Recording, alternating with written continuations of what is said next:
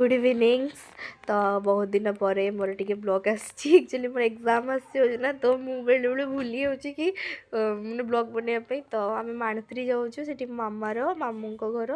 तो चलतु मुझे जाऊँगी तो आसिक फाइनाली आम पहुँची गले। यहाँ मो मौसी झील सान झील आठ मौसी बस मामा से मामू ये मो अजा माँ मामू ये बाबा आठी जड़े मो भौणीटा सी तार एग्जाम पाठ पढ़ुची आठी मु देखु पूरा कला ही मैंने कौन कह भल देखा नी। तो तापर ये गोटे हार नेकलेस आनी गोटे रिंग आनी सोना तो नुहे हेले सोना डिजाइन तो तापर आम शोई पड़ू राति वीडियो बनवाई भूली जाइए।